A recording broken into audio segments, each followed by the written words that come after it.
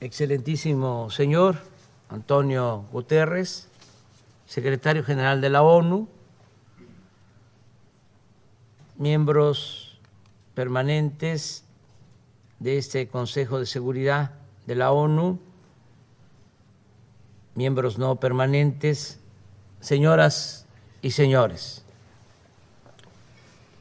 No vengo a hablar de seguridad como sinónimo de poderío militar, ni como argumento para el empleo de la fuerza contra nadie.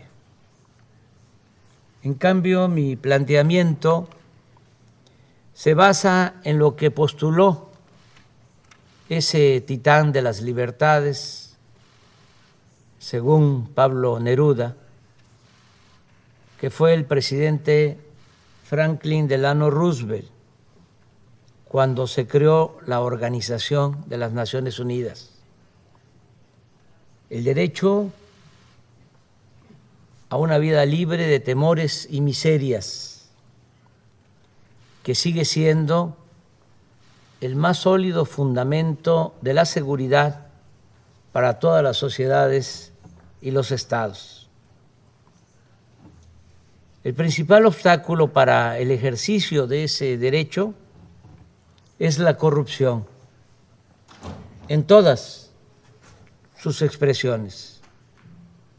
Los poderes transnacionales, la opulencia y la frivolidad como formas de vida de las élites, el modelo neoliberal que socializa pérdidas, privatiza ganancias y alienta el saqueo de los recursos naturales y de los bienes de los pueblos y naciones. Es corrupción el que tribunales castiguen a quienes no tienen con qué comprar su inocencia y protejan a potentados y a grandes corporaciones empresariales que roban al erario o no pagan impuestos. Es corrupción la impunidad de quienes solapan y esconden fondos ilícitos en paraísos fiscales. Y es corrupción también la usura que practican accionistas y administradores de los llamados fondos buitres, sin perder siquiera su respetabilidad. Sería hipócrita ignorar que el principal problema del planeta es la corrupción en todas sus dimensiones: la política, la moral, la económica, la legal, la fiscal y la financiera. Sería insensato omitir que la corrupción es la causa principal de la desigualdad, de la pobreza, de la frustración, de la violencia, de la migración y de graves conflictos sociales. Estamos en decadencia porque nunca antes en la historia del mundo se había acumulado tanta riqueza en tan pocas manos, mediante el influyentismo y a costa del sufrimiento de otras personas, privatizando lo que es de todos o lo que no debe tener dueño, adulterando las leyes para legalizar lo inmoral, desvirtuando valores sociales para hacer que lo abominable parezca negocio aceptable. Veamos, por ejemplo, lo sucedido con la distribución de la vacuna contra el COVID-19. Mientras las farmacéuticas privadas han vendido el 94% de las vacunas, el mecanismo COVAX, creado por la ONU para países pobres, apenas ha distribuido el 6%. Un doloroso y rotundo fracaso. Este dato simple debiera llevarnos a admitir lo evidente. En el mundo actual, la generosidad y el sentido de lo común están siendo desplazados por el egoísmo y la ambición privada. El espíritu de cooperación pierde terreno ante el afán de lucro y con ello nos deslizamos de la civilización a la barbarie y caminamos como enajenados, olvidando principios morales y dando la espalda a los dolores de la humanidad. Si no somos capaces de revertir estas tendencias mediante acciones concretas, no podremos resolver ninguno de los otros problemas que aquejan a los pueblos del mundo. ¿Qué estamos haciendo en México? Hemos aplicado la fórmula de desterrar la corrupción y destinar al bienestar del pueblo todo el dinero liberado con el criterio de que por el bien de todos, primero los pobres. Optar por los pobres implica adicionalmente asumir que la paz es fruto de la justicia y que ningún país puede ser viable si persisten y se incrementan la marginación y la miseria. Por ello sostenemos que la solución de fondo para vivir libres de temores, riesgos y violencia es acabar con el desempleo, favorecer la incorporación de los jóvenes al trabajo y al estudio, evitar la desintegración familiar, la descomposición social y la pérdida de valores culturales, morales, espirituales. En México podría llevarnos tiempo pacificar el país, pero la fórmula más segura es atender el fondo, como lo estamos haciendo. Por ejemplo, otorgar a los jóvenes opciones de estudio y trabajo para evitar que sean enganchados por la delincuencia. La verdadera victoria sobre las bandas delictivas siempre consistirá en privarlas de su semillero y de su ejército de reserva. Con este mismo criterio estamos enfrentando el fenómeno migratorio. Las acciones fundamentales no son las coercitivas, sino las que incorporan a todas las personas al estudio, al trabajo, a la salud y al bienestar en los lugares en los que nacieron o residen, de modo que no se vean obligadas a abandonar sus pueblos por hambre o violencia y que únicamente emigren quienes deseen hacerlo, que la migración sea opcional y no forzosa, una decisión individual y no un fenómeno de proporciones demográficas. Hace poco le expuse respetuosamente al presidente Biden una nueva forma de enfrentar el fenómeno migratorio, sin ignorar la necesidad de ordenar el flujo, de evitar el descontrol y la violencia y garantizar los derechos humanos.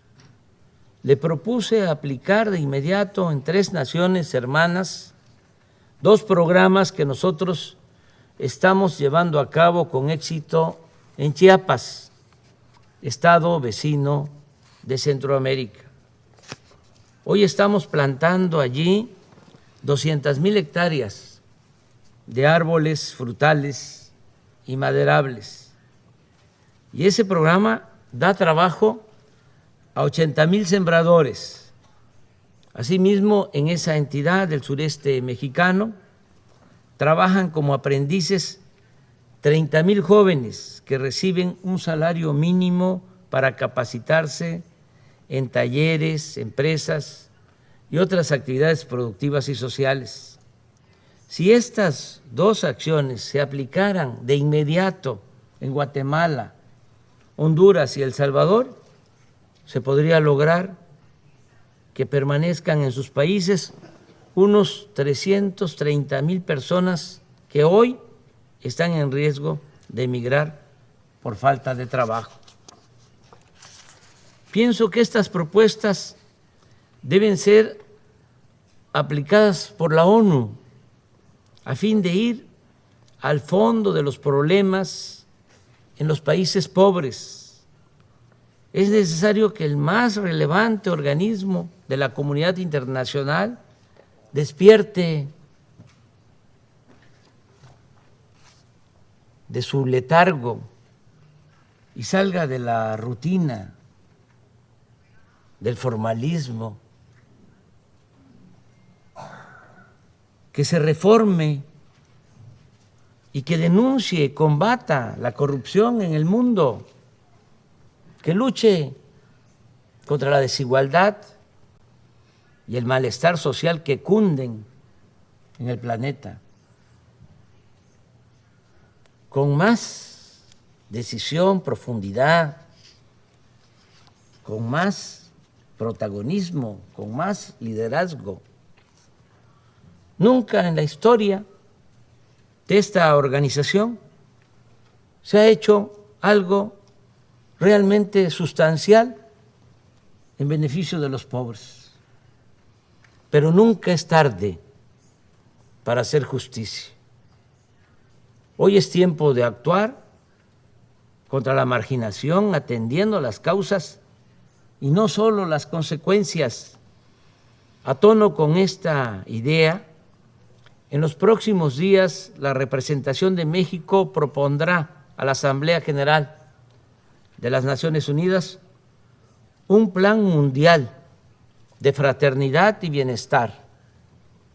El objetivo es garantizar el derecho a una vida digna a 750 millones de personas que sobreviven con menos de $2 diarios. La propuesta de México para establecer el Estado Mundial de Fraternidad y Bienestar se puede financiar con un fondo procedente de al menos 3 fuentes: el cobro de una contribución voluntaria anual del 4% de sus fortunas a las 1,000 personas más ricas del planeta, una aportación similar por parte de las 1,000 corporaciones privadas más importantes por su valor en el mercado mundial y una cooperación del 0.2% del PIB de cada uno de los países integrantes del grupo de los 20. De cumplirse esta meta de ingresos, el fondo podría disponer anualmente de alrededor de $1 billón. En su informe anual, la ONU podría destinar un día para otorgar reconocimientos o certificados de solidaridad a personas, corporaciones y gobiernos que destaquen por su vocación humanitaria, ayudando a financiar el Plan Mundial de Fraternidad y Bienestar. Los recursos de este fondo deben llegar a los beneficiarios de manera directa, sin intermediación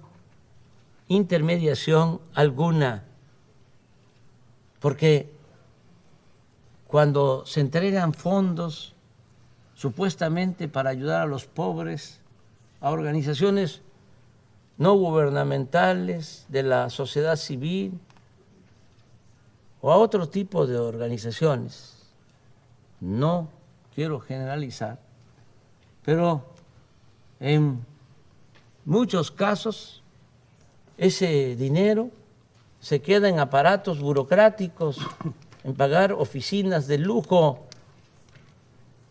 en mantener asesores, o se desvía y termina por no llegar a los beneficiarios. Por eso, repito, los recursos de este fondo deben llegar a los beneficiarios de manera directa, sin intermediación alguna, mediante una tarjeta o un monedero electrónico personalizado. El Banco Mundial y el Fondo Monetario Internacional podrían colaborar en la creación de la estructura requerida y desde el año próximo hacer un censo de los más pobres del mundo y una vez definida la población objetivo en cada país, comenzar a dispersar los recursos para el otorgamiento de pensiones a adultos mayores, a niñas y niños con discapacidad, becas a estudiantes, apoyos a sembradores y a jóvenes que trabajen como aprendices en actividades productivas, así como hacer llegar vacunas y medicamentos gratuitos. No creo, lo digo con sinceridad, que alguno de los miembros permanentes de este Consejo de Seguridad se oponga a nuestra propuesta, pues esta no se refiere a armas nucleares o invasiones militares, ni pone en riesgo la seguridad de ningún Estado. Por el contrario, busca construir estabilidad y paz por medio de la solidaridad con quienes más necesitan de nuestro apoyo. Estoy seguro que todas y todos, ricos y pobres, donantes y beneficiarios, vamos a estar más tranquilos con nuestra conciencia y viviremos con mayor fortaleza moral. Aquí recuerdo lo que sostenía Adam Smith: por más egoísta que quiera suponerse al hombre, evidentemente hay algunos elementos en su naturaleza que lo hace interesarse en la suerte de los otros, de tal modo que la felicidad de estos le es necesaria, aunque de ello nada obtenga, a no ser el placer de presenciarla. Con otras palabras, solo siendo buenos podemos ser dichosos.